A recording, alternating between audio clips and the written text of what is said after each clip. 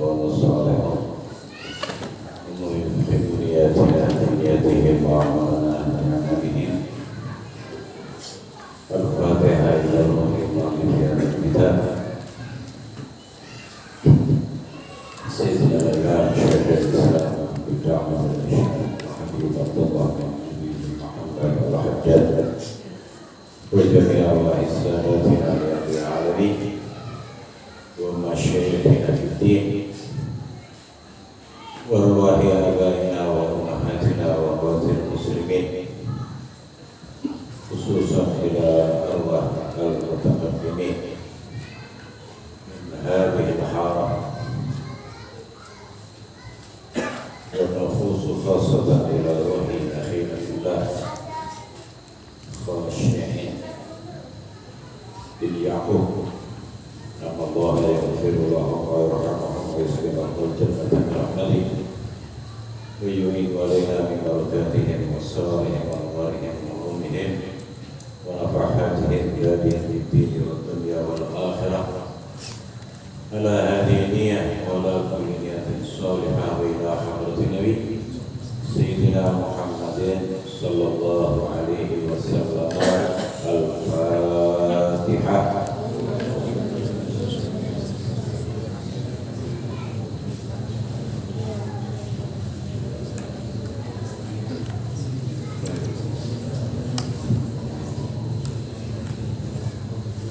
Amin. Assalamualaikum warahmatullahi wabarakatuh. Bismillah, alhamdulillah.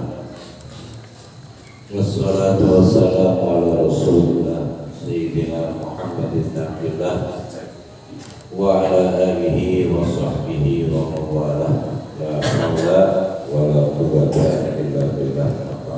Puji syukur kepada Allah Subhanahu wa ta'ala. Malam ini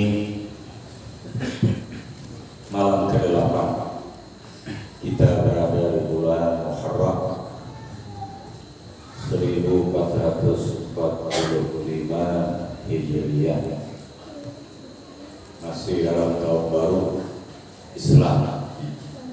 Kita kembali bertemu dalam kajian bulanan kita yang dipandu kitab Risalatul Mu'awanah wal Mudhaharah wal Muwazarah lirraghibina minal mu'minina fi suluki tariqil akhirah, sampai kepada wahdah an tudawima fi salatika ala qira'atis suwaril qasirati kal kafiruna wal ikhlasi wal mu'awwidatain. Wa in kunta imama fal masiru ila tahfifi al mandubi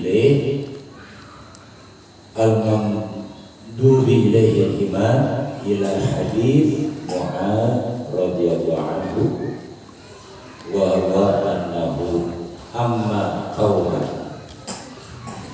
fa atala alayhi jiddan فشكاه رجل منهم إلى رسول الله صلى الله عليه وسلم فقال له عليه الصلاة والسلام أفتان أنت يا معاذ اقرأ بسبه الأعلى والشمس وضحاها والليل إذا يغشى. ومن نظر في كتب الأثر عرف ما قلناه. وقد روي أن آخر صلاة صلاها رسول الله صلى الله عليه وسلم بالناس صلاة المغرب قرأ فيها بالمرسلات عرفا والله يهدي من يشاء إلى صراط مستقيم. Imam Al-Haddad memberikan tausiah, ya, memberikan nasihat kepada kita sekalian. Hendaknya Anda jangan membiasakan, ini membiasakan an-tudawina, jangan membiasakan, jangan melanggengkan, jangan terus menerus di dalam sholatmu setelah membaca Fatihah yang dibaca surah-surah pendek semua, seperti Al-Kafirun, surah Al-Kafirun, Qul ya ayyuhal kafirun, wal Ikhlas, surah Ikhlas, Qul huwallahu ahad, wal Mu'awwidzatain, kemudian surah Al-Falaq dan An-Nas. Artinya ketika dalam rakaat pertama, kedua, sholat zuhur, asar, maghrib, isya, subuh, jangan kemudian kuliah,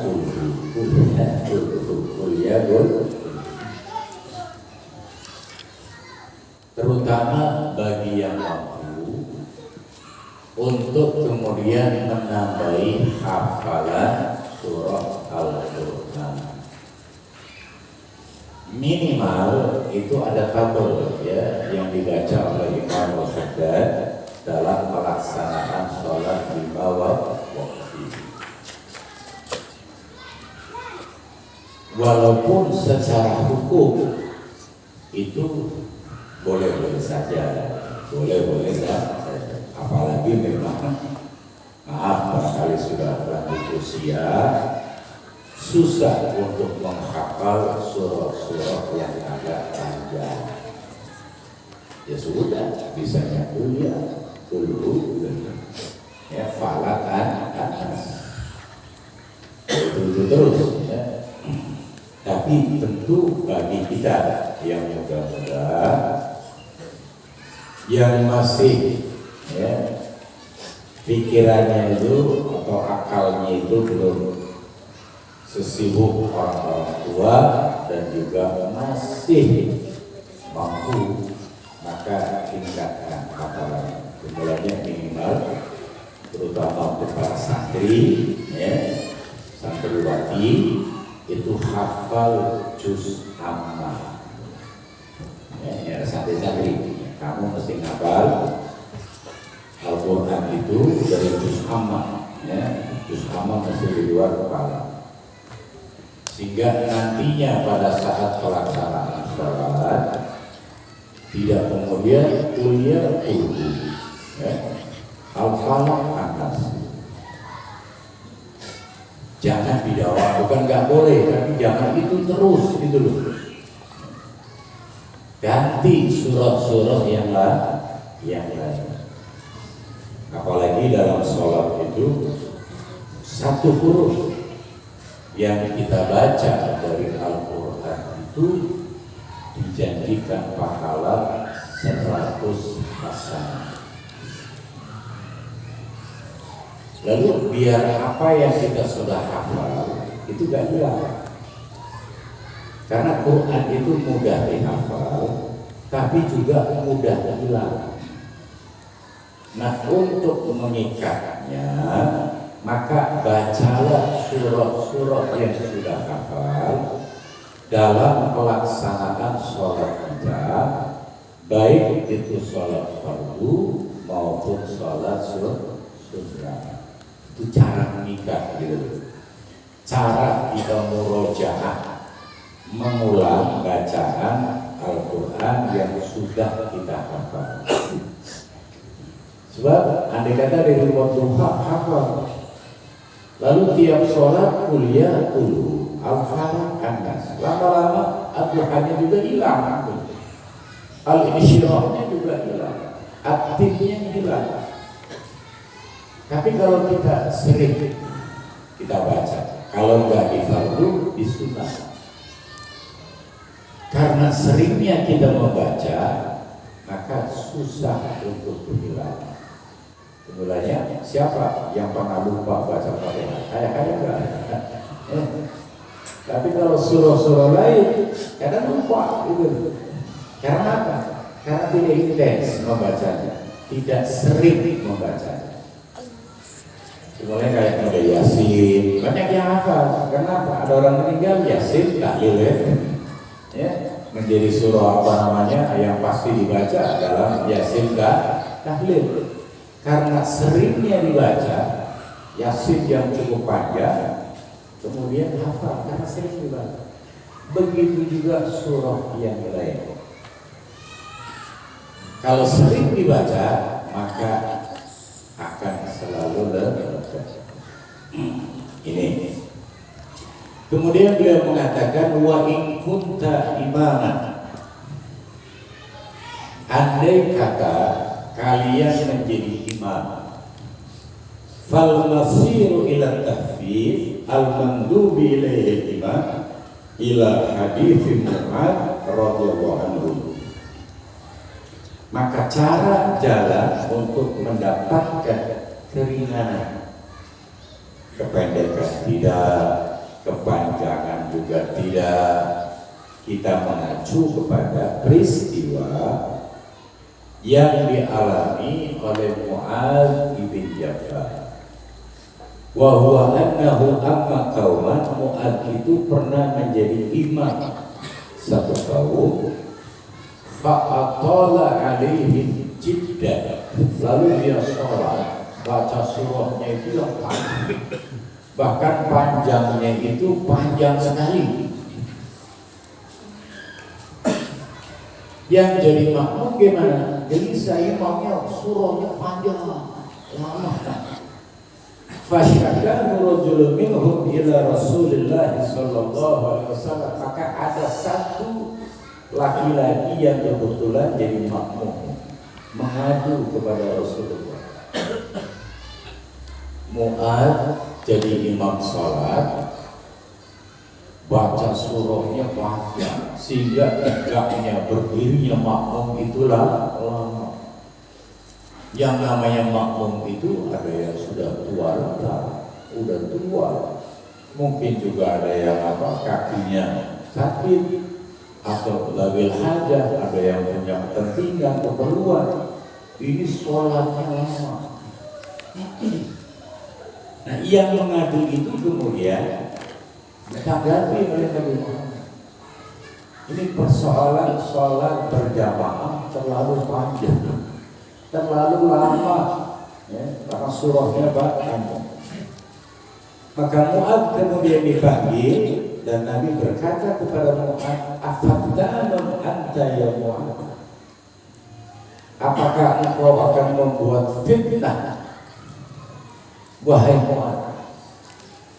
Teguran Nabi, apakah kamu akan membuat gaduh? Apakah kamu akan membuat orang itu kemudian dari komen sana komen sini, komentar itu, komentar ini? Padahal ini sholat. Ditegur oleh Nabi, Iqra bisabihil a'la wa syamsi wa duhaha wa laili idza yasha. Kalau kamu jadi imam, maka bacalah setelah surah Al-Fatihah.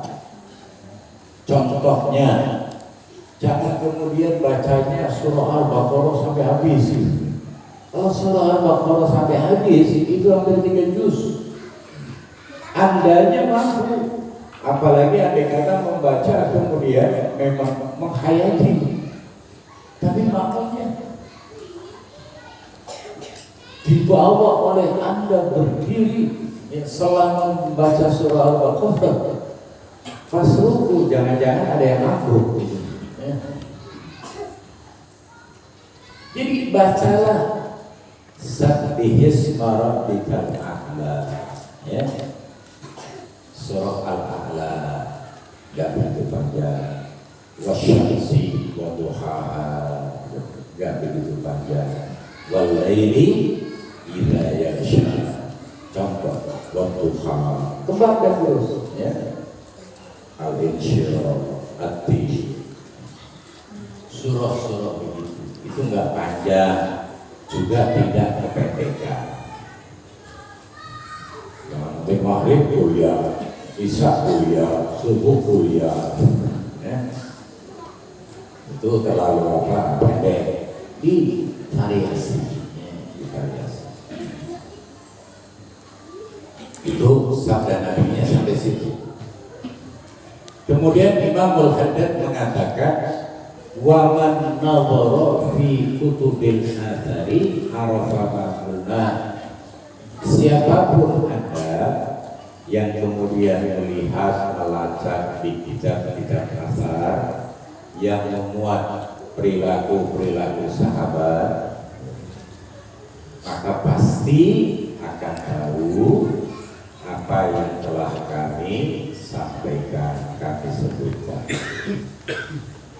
Lalu waqadruya, benar-benar telah diriwayatkan anna akhir salatin shallaha Rasulullah sallallahu alaihi wasallam binnas salatul maghrib.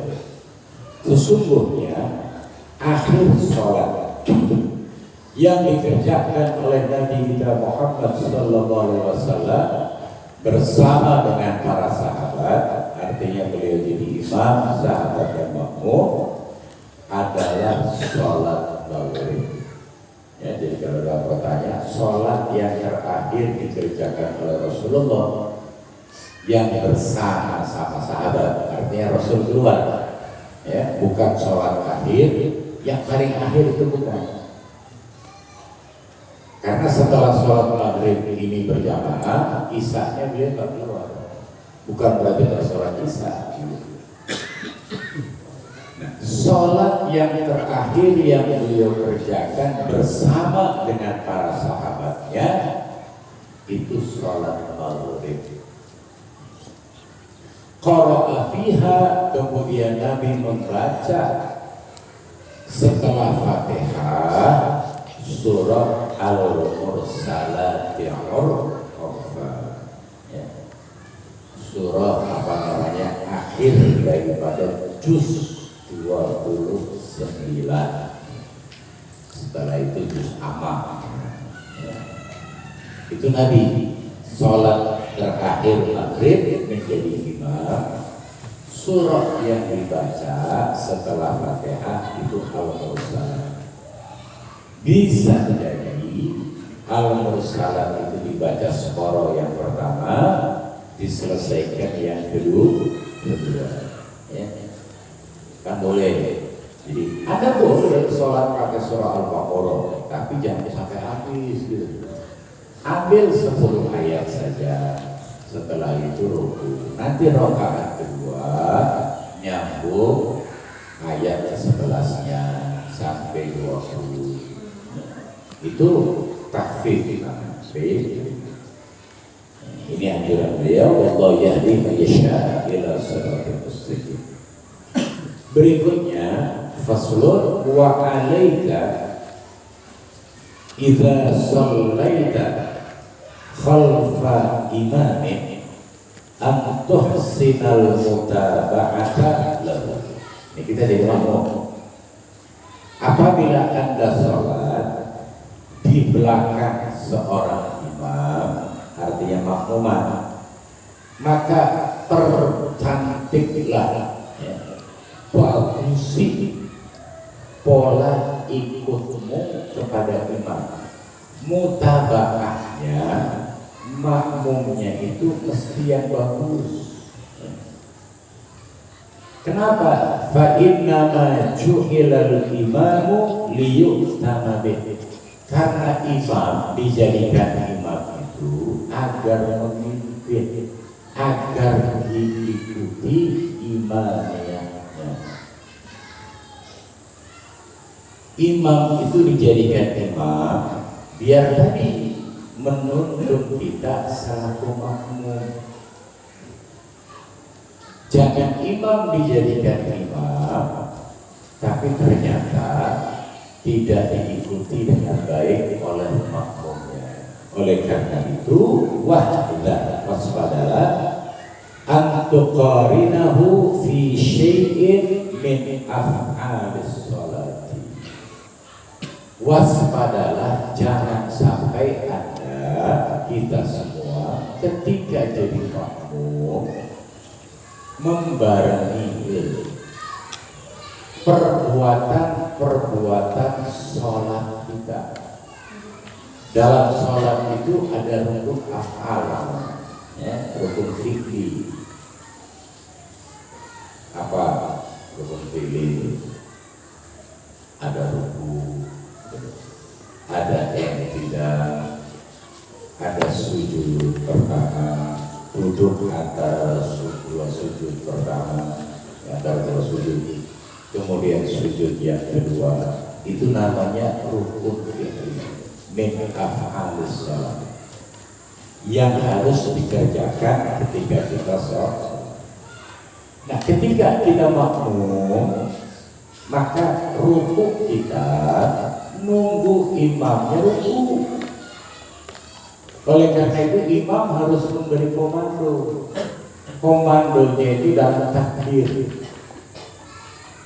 Dari berdiri, imam kemudian ruku, rukunya imam disertai dengan takbirul intiqal. Allahu Akbar. Nah, ketika imam sudah bar, makmum baru Allahu Akbar. Itu artinya makmum ikut imam. Jangan imamnya belum selesai akbar, Allahu Akbar, kita udah bergerak ruku, nggak boleh. Nanti jamaahnya dapat payah doang gitu loh, nggak dapat fadilah jamaah. Dan imam itu harus tadi takbirnya yang jelas, kemudian selesainya itu sudah dalam posisi ruku. Betul kan? Di telapak tangan ini sudah menempel di sikut. Allahu Akbar. Ya. Jangan Allahu Akbar baru begini. Jadi Allahu Akbar. Kebolehnya takbir dalam sholat itu ala nau'ain, ya, bil qasr dan bil mad, dengan pendek dan dengan panjang takbir. Pendek panjang bisa berlaku dalam takbiratul ihram, ya, ketika kita takbiratul ihram Allahu Akbar, yang panjang dalam ismul jalalahnya Allahu Akbar boleh, sahih, benar, tapi ghairul mukhtar, ya, bukan pilihan. Bilmat dalam takbiratul ihram itu benar, tapi bukan mukhtar, bukan yang terpilih, tapi benar, artinya sah gitu. Yang gak sah itu jika Allahu Akbar itu gak sah, buatnya panjang itu gak sah. Harus Allahu Akbar, ya, buatnya pendek. Nah, yang sahihul mukhtar itu belum sah. Kalau dalam takbiratul ihram yang benar dan terpilih itu dengan pendek Allahu Akbar, itu dalam takbiratul ihram. Tapi boleh dengan Allahu Akbar. Tapi yang benar Allahu Akbar itu dalam takbiratul ihram. Sedangkan dalam takbiratul intiqal itu perbedaan posisi, ya, yang diiringi dengan takbir, lihat lamanya pindah posisi. Kalau dari qiyam ke ruku tentu nggak lama kan, dan panjangnya itu disesuaikan dengan nyampenya ini gitu. Allahu Akbar. Berarti kalau bar itu dengar Sami Allahu liman hamidah. Nah yang panjang itu dari i'tidal ke sujud yang pertama itu panjang. Karena melampaui rukun juga kan. Allahu Akbar. Barnya ini kening jabah itu udah menempel di mahal sujud. Jangan belum menempel kemudian bar itu ya. Karena kalau belum ini menempel di mahal sujud, takbirnya sudah selesai, maka ada gerakan intiqal yang tidak diiringi dengan takbir. Walaupun itu tidak membatalkan sholat, tapi mengurangi afdoliyahnya, mengurangi kualitas sholatnya. Nah, apa ada akibat buruk dari kurangnya kualitas sholat? Ada. Sholat itu kata Allah tanha anil fahsya'i wal munkar. Seorang musolli itu, orang yang mengerjakan sholat itu, kalau sholatnya sempurna, maka bisa memproteksi, bisa melindunginya dari perbuatan fahsya dan munkar, dari perbuatan yang mendatangkan hudud, ya, cambuk, raja, ya, macam-macam denda, sampai kepada perbuatan yang menimbulkan dosa. Nah, kalau ternyata kemudian dia sholat, tapi dia juga berjudi, dia sholat, naudzubillah min dzalik, dia juga berzina, dia sholat, tapi dia juga mencuri. Itu artinya sholatnya tidak tanha anil fahsya. Apa kemudian sholatnya salah? Tidak.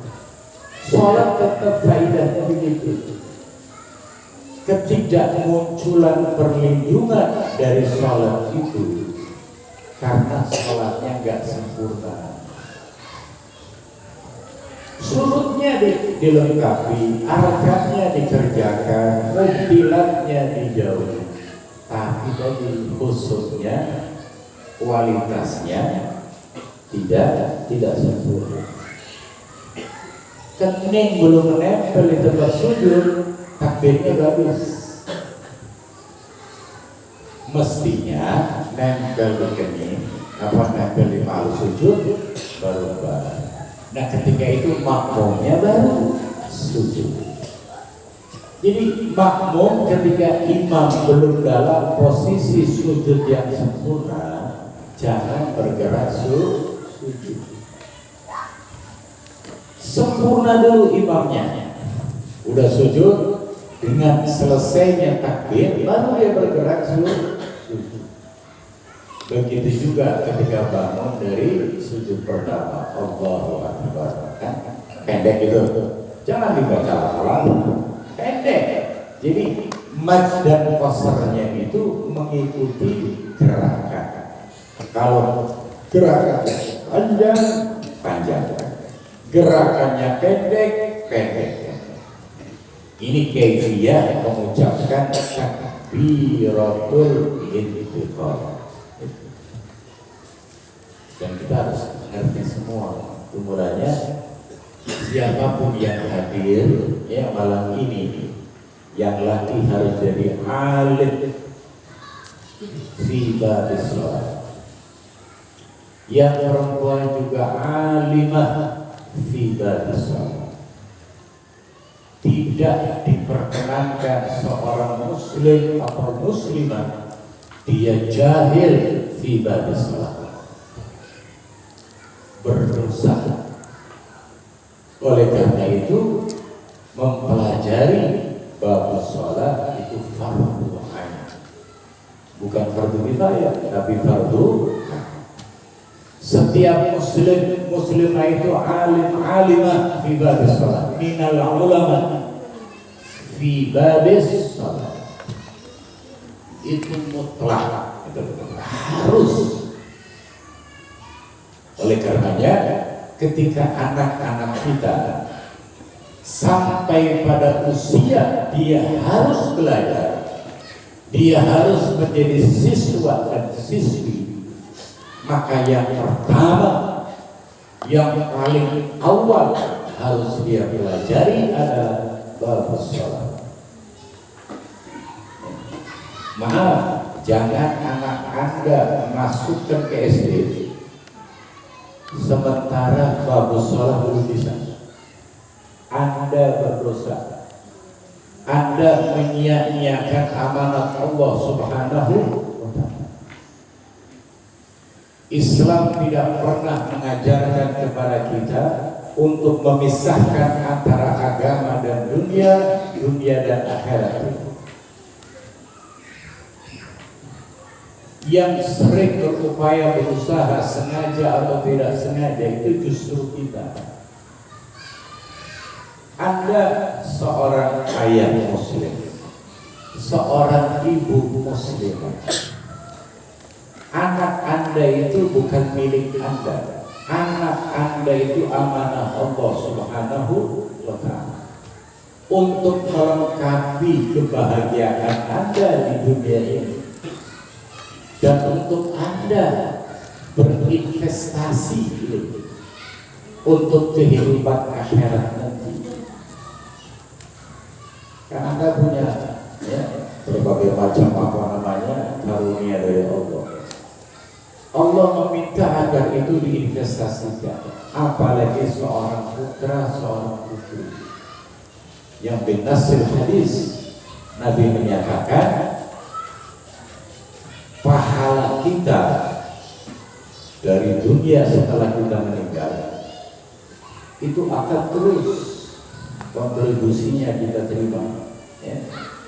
Salah satunya dari anak yang mendoakan anak soleh yang mendoakan kita. Anak soleh itu mustahil dari anak yang tidak bisa sholat, itu mustahil. Hayhata, anaknya nggak bisa sholat kemudian jadi anak soleh, nggak mungkin. Jauh api dari panggang, jauh panggang dari api. Waladin soleh itu adalah anak-anak yang tahu hak-hak Tuhannya dan hak-hak sesamanya. Hak Tuhan yang paling mutlak itu adalah tidak disekutukan, ditaati perintahnya. Kalau mereka nggak sholat, jangan berharap itu investasi bodoh, justru mendatangkan kerugian. Oleh karena itu kita selaku orang tua jangan tertipu dengan provokasi iblis. Siapa bilang orang yang kaya itu gelarnya profesor, doktor? Ada tahu? Yang namanya 9 naga atau 10 naga atau berapa naga itu. Mereka tidak ada yang kemudian berlatar belakang sebagai pakar, sebagai ahli. Lim Suryong dulu SR, cuma tamat sekolah rakyat tapi menjadi konglomerat.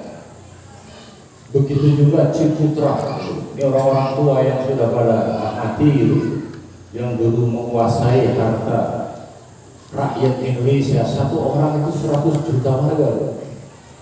Kekayaan konglomerat sekarang ini, apa yang dia miliki itu menguasai 100 juta warga Indonesia. Kalau kemarin di majalah Forbes ada 10 orang terkaya di Indonesia, salah satunya cuma pribumi, Khairul Tanjung itu pribumi, Transmart itu. Yang lainnya Cina semua. Itu satu orang menguasai ekonomi 100 juta warga Indonesia. Warga Indonesia itu baru 300 juta.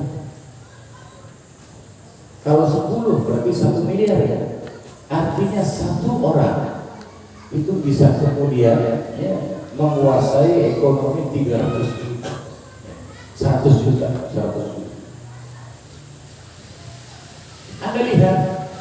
Tidak ada yang kemudian gelarnya pakar ini, pakar itu. Artinya apa? Kalau Anda orang tua ingin menjadi anak Anda konglomerat gitu, orang paling kaya, maka tidak harus kemudian menjadi orang yang paling pintar.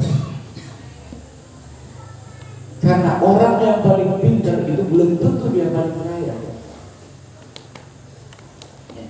Yang kaya-kaya itu artis, pemain bola, ada Ronaldo, Messi, gajinya sehari 2 miliar. Ada nggak gaji 2 miliar? Nggak ada, presiden aja nggak sampai sehari 2 miliar.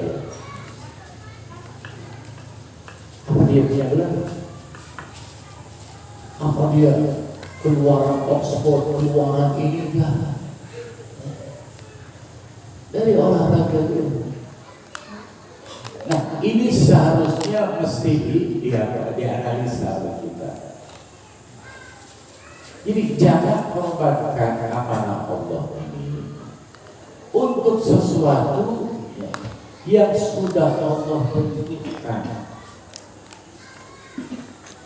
Anak kita belum lahir, usia 4 bulan di perut istri kita, itu sudah ditentukan oleh Allah. Kaya miskinnya, panjang umurnya, kelompok bahagia atau sengsaranya, udah Allah tentukan. Meskipun dia nanti menjadi profesor, doktor, insinyur dan tetek bengek, kalau kata Allah kau paling punya duit per hari 1 juta, udah tuh.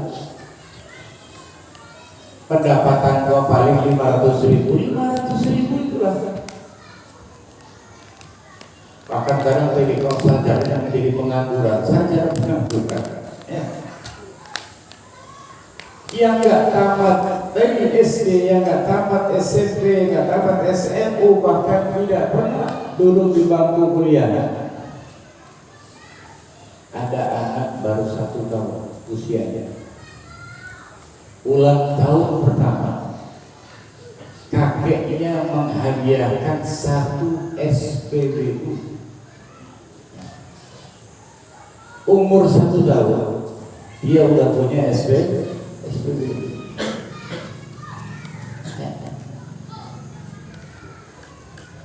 Ini irodatullah. Sekolah belum, masih balita, tapi sahamnya di sini ada, di situ ada, dibelikan bapak ibunya, dibelikan kakek. Artinya apa? Bahwa untuk urusan dunia tidak ada hubungannya dengan pendidikan. Ada yang buta huruf, itu dulu bukan buta huruf ya, tapi ada juga orang buta huruf kaya. Ada seorang menteri, dulu kan ada menteri kelautan, ya, ketika apa namanya periode pertama presiden kita sekarang Susi tamat SMP, SMU-nya itu paket, tapi dia punya Susi Airlines, punya penerbangan Susi Air untuk daerah-daerah tertentu, terutama Papua sana, ya, yang kemarin pesawatnya dibajak, pilotnya juga masih ditahan oleh Papua. Bahkan tamat SMP bisa jadi menteri kelautan, bisa menjadi orang kaya, anak buahnya malah profesor dong. Ini kalau kita mau bicara, sebab kadang ada orang tua yang malas segera mendidik Islamiyah, tarbiyah Islamiyah putra putrinya, hanya karena tadi dihijab oleh apa? Oleh bayangan masa depannya anak saya kalau cuma tamat madrasah doang, pesantren doang, bagaimana mereka akan berkompetisi menghadapi globalisasi dunia ini. Apapun sistem yang sekarang berlaku di dunia ini tidak akan mempengaruhi kaya miskinnya siapa. Karena yang menentukan kaya miskin itu Allah Subhanahu wa Ta'ala. Maka yang terbaik adalah kita membawa anak-anak ini sesuai dengan amanat Allah Subhanahu wa Ta'ala, agar keharmonisan kita di dunia ini berlanjut sampai di akhirat nanti. Bawa putra putri kita mengenal Allah, mengenal Rasulnya, mengenal tuntunannya, ajaran-ajarannya. Dunianya sudah dibawa oleh mereka sendiri. Kita mau jadi mereka apa ini? Kalau memang Allah tidak menentukan begitu, pasti gagal. Itu pasti. Tapi kalau kita bawa mereka ke jalan Allah, tidak ada kegagalan. Bahkan dibantu doa oleh Nabi kita Muhammad SAW, rahimallahu walidan a'ana waladahu ala birri. Semoga Allah merahmati orang tua yang memfasilitasi anak-anaknya untuk menjadi anak yang berbakti kepada Allah dan Rasulnya, juga berbakti kepada kedua orang tua. Dapat doa dari untuk menjadi anak yang birrullah wa birrul rasul wa birrul walidain.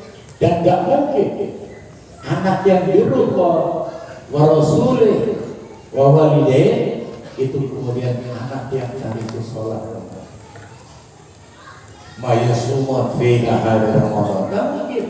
Tidak ada anak yang meninggalkan sholat, meninggalkan puasa, lalu menjadi anak yang berbakti. Tidak ada. Anda bisa cari capek-capek. Tidak ada. Yang birrul walidain itu yang muqimus sholat, shahibur Ramadan. Jangan tunggu lagi, arahkan mereka menjadi anak-anak yang mengerti sholat. Itu ya. Fadlan an tataqaddama alaih, apalagi jika Anda menjadi makmum malah mendahului imam, itu enggak boleh. Walladhi yanbaghi an taj'ala af'alaka fi salatika tabi'atan li af'alihi bil athari. Yang semestinya, yang seyogyanya Anda jadikan seluruh pergerakan, perbuatan sholat Anda mengikuti pergerakan-pergerakan imam setelahnya di belakangnya. Tadi imamnya Allahu Akbar, Anda baru bergerak. Sami Allahu liman hamidah, Anda baru i'tidal. Allahu Akbar, imam sudah sujud, Anda baru bergerak sujud. Dan Anda tidak ada ketinggalan, tidak. Justru itu lama. Imamnya assalamualaikum, jangan salam dulu. Setelah imam salam kedua, assalamualaikum, baru Anda salam. Kalau imamnya baru assalamualaikum yang pertama Anda salam, pahala jamaah Anda hilang. Ya, rugi. Tidak bakal, cuma pahala jamaah Anda hilang. Oleh karena itu imam juga setelah salam yang pertama, keduanya jangan lama-lama. Assalamualaikum, lama itu. Yang keduanya lah, jangan assalamualaikum, assalamualaikum. Jadi makmumnya juga itu setelah salam kedua baru makmum salam yang pertama, ya.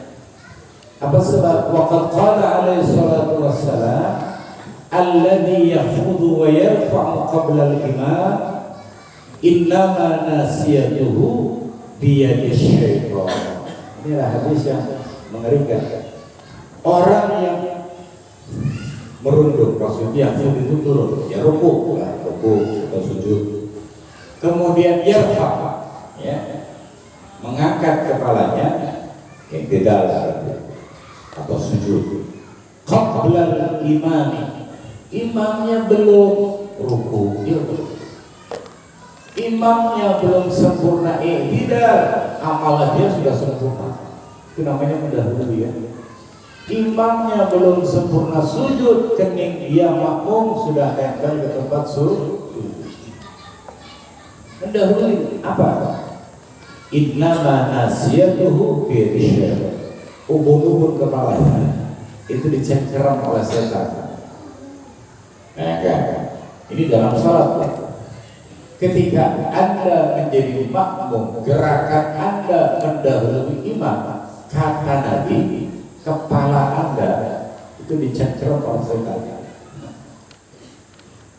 Imamnya belum sujud, dia sujud. Imamnya belum i'tidal, dia sudah i'tidal. Imamnya belum ruku, dia sudah ruku. Jadi setan yang ya mari. Nah ini satu hal yang harus kita hindari. Ayo ya kita perbaiki dan perbaiki terus, karena sesungguhnya kita ketika diberi waktu oleh Allah Subhanahu wa taala itu adalah kesempatan yang tujuannya agar kita memperbaiki semua ibadah-ibadah kita, menyempurnakan ibadah-ibadah kita. Apalagi bagi yang sudah sede-sede, sudah tua-tua. Nah apalagi dunia Anda, dunia kita semua seperti inilah. Gak mungkin ke depan itu kaya-kaya dalam perhitungan kita akan megang 10 M gitu. Ya. Tapi ada sesuatu yang bisa kita capai di usia sejak ini. Apa? Memperbanyak ibadah dan ibadah-ibadah yang berkualitas. Kalau ada keuntungan 10, lalu ada juga keuntungan 50, ada juga keuntungan 100 dalam satu ibadah yang sama, maka kerjakanlah agar kita bisa mendapat yang 100. Itu apa? Anda malam hari bangun tahajud, yang bisa baca Quran, kalau nggak hafal beli Quran yang besar. Dalam tahajud Anda setelah Fatihah baca alif lam. Terserah, kalau sholat sendirian Anda mau baca 1 juz boleh, mau sampai habis juga boleh. Membaca Quran dalam sholat itu kata Imam Ali, 1 hurufnya sama dengan 100 hasanah. Jadi kalau membaca alif lam mim itu 3 huruf, 300 hasanah. Tapi kalau dibaca di luar sholat, kita punya wudu hanya 50 hasanah. Kalau dibaca di luar sholat dan kita tidak punya wudu, itu hanya 10 hasanah. Bacanya sama, alif lam mim. Anda nggak punya wudu, 1 huruf 10 hasanah, jadi 30 hasanah. Tapi kalau ada wudu, alif lam mim 150 hasanah. Apalagi jika ada Allahu Akbar sholat setelah Fatihah, Fatihahnya apa itu? Tetap 100 hasanah tiap huruf. Anda baca alif lam mim 300 hasanah. Ayo, pilih mana? Dan semuanya itu tanpa biaya. Nah ini yang dimaksud dengan apa namanya kualitas. Ya. Jadi ayo, ibarat orang mau bepergian, waktu perginya sudah hampir tiba. Alangkah bagusnya kalau kemudian ziyadatus zat, ya, tanpa bekal, tanpa sanggup, makin berkah. Ya. Kita kalau kemana-mana pergi, bekalnya banyak, enak. Kalau bekalnya mepet, sahur. Ya. Ini pelajaran kita pada hari ini. Wa'alaika bil mubadarati ila safil awwali wal muzahamati alaih min ghairi idza'in li ahadin.